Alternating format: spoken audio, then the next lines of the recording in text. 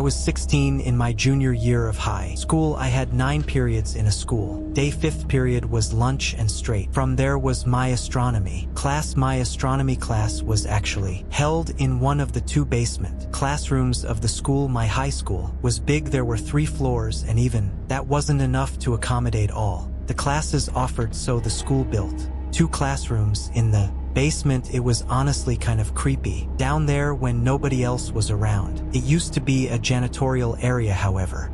It was remodeled to better resemble a typical hallway. The only thing there were no intercoms or loudspeakers down in the basement at that time. For that reason, no classes were held down there.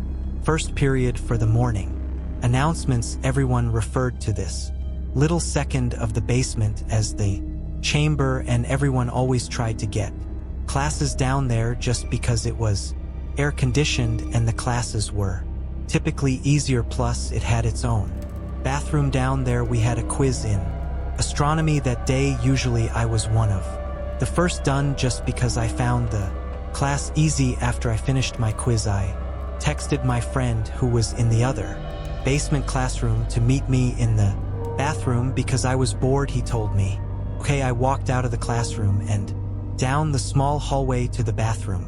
A few seconds later, the door opened and my friend JJ entered the bathroom. We were joking around for a while until JJ checked his phone and said someone texted him saying the school was going on lockdown. We both looked at each other with the same grins. Neither of our teachers saw us leave the classrooms. That meant we had free range of the school while it was on lockdown. We agreed to sneak upstairs and look around the hallways just for the hell of it. The worst that would happen is that we'd explain how we couldn't hear the announcements in the basement classrooms. Upon opening the basement door to the main floor, we were surprised to find all the lights had been turned off, so the hallways were pretty much pitch black aside from the light pouring in from the doors in the lobby. This was legit because usually the lights were left on in the hallways. During lockdown, something was going down and we didn't know if we were even comfortable walking around. Now JJ stepped out a little further into the hallway and I followed suit. JJ then looked down the hall and said, "Who's that?" I looked, and emerging from the darkness was a man. At first we couldn't tell if he was a teacher or not, but as he got closer we realized this guy wasn't dressed at all like any staff member. He was dressed like a bum. "All right, let's go," I told JJ as we hurried back down to the basement. He surely saw us, whoever he was. We saw both classrooms had their door shut and lights off, so to avoid making a scene we decided to hide in the bathroom. I shut the light first thing and then we both went to hide in the corner stall. There was complete silence in the room. No ventilation, no heaters, nothing, just the sound of me and JJ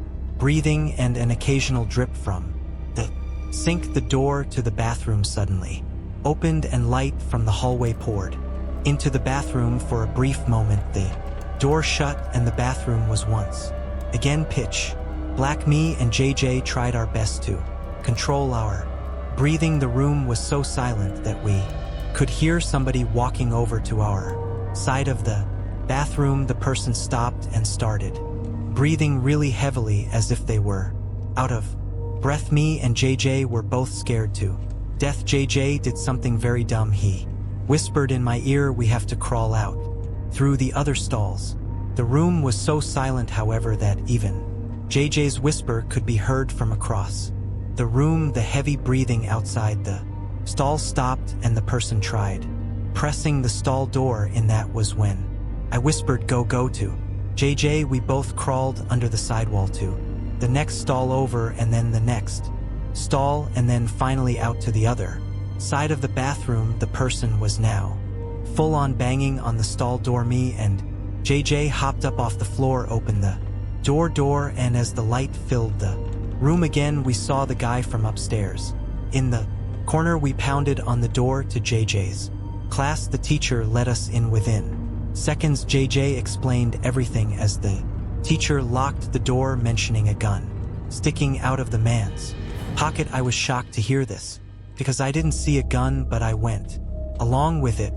Anyway, usually a bunch of high school students would be laughing their asses off at two students causing a scene like this, but I noticed all the kids sitting in the corner looked concerned. A sudden bang at the door made everyone jump, and a couple of girls squeal out of fear. JJ, the teacher, and I could see the man standing at the door, looking through the window while trying the doorknob. After a few bangs on the door, out of what seemed to be anger, he turned and walked down the hallway back to the stairs. We don't know how much longer the lockdown went on for, but for over an hour we sat in silence in the room, other than the teacher occasionally asking me and JJ questions in a very concerned tone, shaking his head after everything we would tell him. Eventually somebody from upstairs called the teacher, and he instructed all of us to single file walk up the stairs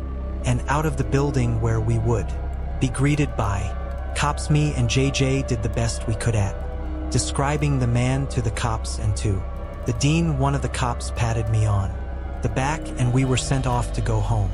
After this incident, the school installed cameras everywhere and ramped up the security budget. This incident never got media attention, so honestly we never found out if police caught the guy. I'm convinced that man had no other intentions but to kill us then and there in that bathroom stall.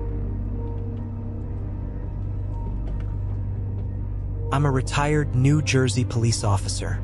Throughout my 20 years in the force, the most disturbing call I ever received was for a school lockdown happening at a nearby middle school, of which I'll leave out the name for legal reasons. It happened on a stormy, dark day. My car number was called on the radio to respond to a lockdown where a suspicious-looking man was seen stepping out from a white van parked behind a school and walking into the back door by the boys' locker room. I pulled up to the back parking lot of the school right next to the white van. Nobody was inside, and all the doors and trunk were locked. I opened the red back door that entered into the gym hallway right by the locker rooms. The main lights had been turned off, so the whole inside of the school was dark. I unholstered the flashlight from my belt and used it to navigate the halls. I made it to the lobby of the school, where a woman emerged from the front office, was quietly telling me to check the boys' locker room, but to be careful because the person might be armed. I called for backup on my radio and was assured backup was already on the way. I made it back to the hallway I entered from, where I found the boys' locker room right next to the exit. I pushed it open very quietly. There were no windows in the rooms, therefore there was no light whatsoever in that locker room, only the light provided by the flashlight. There was a white noise in the room, some kind of vent on the ceiling blowing air, but even over that I was hearing faint scratching type noises or little dings on the locker doors from the other side. I was supposed to make my presence as a police officer known, but honestly I was just too scared. The tension in the room was insane. I held my flashlight in one hand and my gun in the other as I snuck to the other side of the locker room. It seemed like wherever I was in the room, the dings and thuds would be coming from the other side. I was standing in the corner of the locker room right by the door to the bathroom when the sound of someone slamming a locker door from another room made me jump out of my skin. I went in the direction where I heard the slam to find out that it was from the boys' football team locker room. There was no door separating the main locker room from the football locker room. The lockers in here were also 3 times the size. I finally had the nerve to make my pre-sentence known by shouting police. After shouting, a kid started screaming help from somewhere in the room. It was very muffled, though the kid pounded on a locker door on the other side of the row I was in.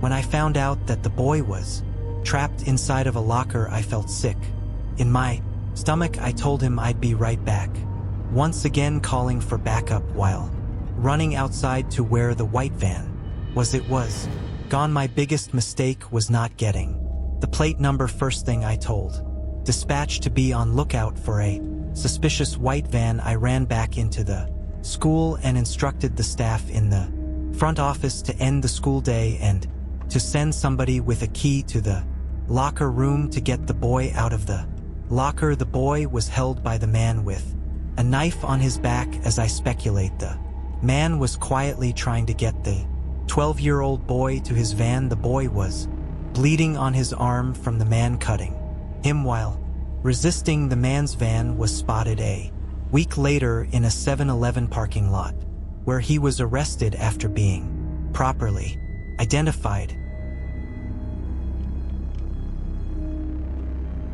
I was staying in a Hampton Inn in New Jersey when I was visiting Rowan University, a college I potentially wanted to attend. My family couldn't come with me, so I was on my own. After attending campus tours, I went to get a bite to eat at a nearby restaurant and then went back to the hotel at around 8 p.m. planning on going back to campus again the next day. About an hour after returning to my room, a strange alarm started going off in my room, along with a white light flashing from the corner of the ceiling. A message started looping shortly after as well, saying something along the lines of "All Hampton and guests, please remain in your rooms. This is a lockdown." I'd never heard of a lockdown in a hotel. I never even knew hotels had alarms like this. I found it more interesting and exciting than anything else. Eventually, the sound of the alarm